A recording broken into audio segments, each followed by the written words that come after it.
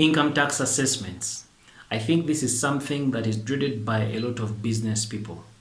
They would rather not have to deal with an assessment. And in most cases, when people get such messages from URA regarding an assessment, they normally panic. Well, it is what it is, right? So in today's session, I'm going to go ahead and explain what assessments are. I believe that by the end of this session, you will be better informed on what assessments are so that when one comes, you know better on how to respond to it. Then in the event that you need to object to an assessment, I'll show you how you do that online, and I think I'll do that in the next session. So let's get to it. So you have gotten a TIN number. You've gotten a TIN number, and definitely you have opened up yourself to tax filing obligations. So you're supposed to file an income tax return because you have chargeable income. The due date is 30th June, and the date comes and you do not file.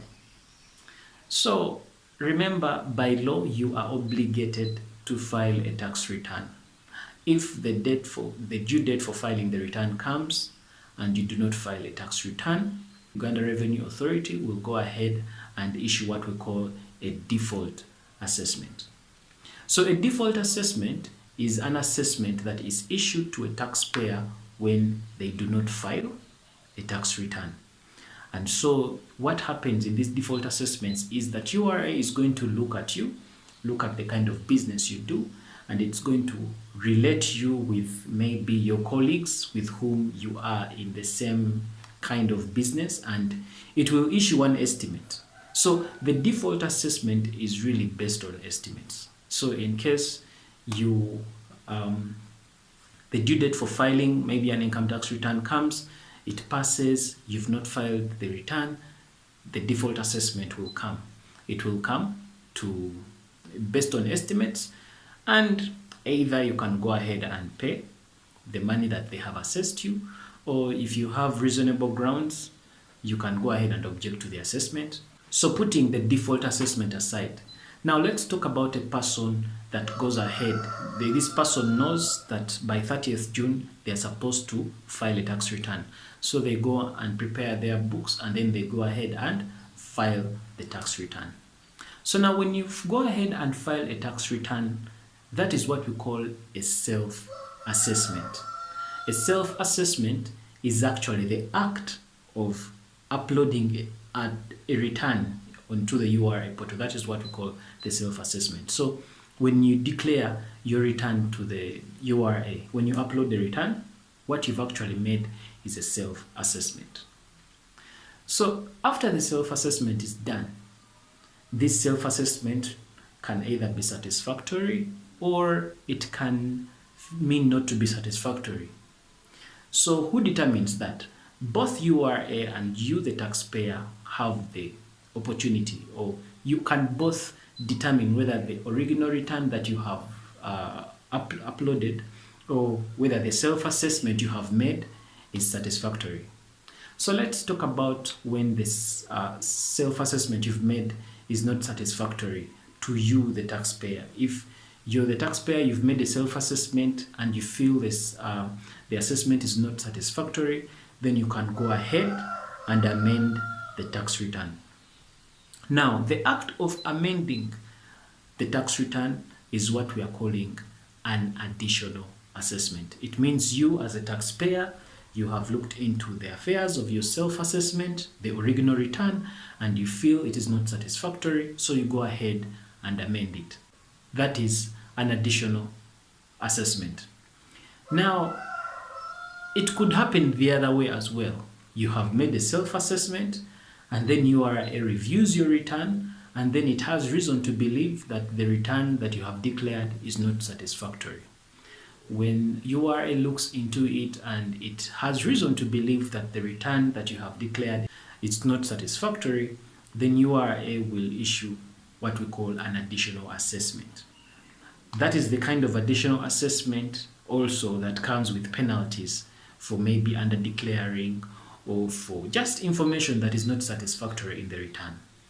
So yeah, that is additional assessment. It can either be from your end when the act of amending a return is an additional assessment, Also, if your self-assessment is not satisfactory and URA finds out and it has reason to believe that it is not satisfactory, it issues an additional assessment. So the additional assessment is, it can come from either you or from URA.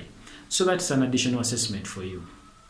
So let's move from additional assessment. Sometimes there's what we call an advance assessment. Now, let's say your due date for filing is maybe 30th June, and URA has reason to believe that either you're going to get out of the country or somebody has passed on. In other words, what we mean by an advance assessment is URA sends you an assessment requiring you to pay some tax liability before the due date for filing that tax. That's what we call an advance tax assessment. So, of course, that is issued by URA, and these kinds are rare, but they are provided for in the law. So, that is an advance assessment for you. Maybe to just, it is issued by URA, like I've said, and it is always issued before the due date for filing. And it is under specific circumstances. Maybe when URA has reason to believe that you're about to leave Uganda permanently, or when someone passes on. So those are the kinds of assessments. We have the default assessment, we have the self-assessment, then we have the additional assessment, then the advanced assessment. Now, let's assume that you have gotten a default assessment. You have not been working, okay? You have not been working. But again, you forgot to file the return. And so because you forgot to file the return, they issue what we call a default assessment. But you've not been working, or you closed business or whatever, they issue a default assessment. Or let's say you declared, you self-assessed, you declared a return, and then for some reason URA uses some third-party information to give you an additional assessment, and this additional assessment comes along with penalties. You are not satisfied with this assessment. Does that mean that you are dead for? No. The law provides that in case the Uganda Revenue Authority issues an assessment and you are not satisfied with an assessment, you can go ahead and object to the assessment. Objection to the assessment, you're supposed to object within 45 days. According to the law, as I'm making this video that is in 2022, you are supposed to respond. When they send you that assessment, you're supposed to respond within 45 days.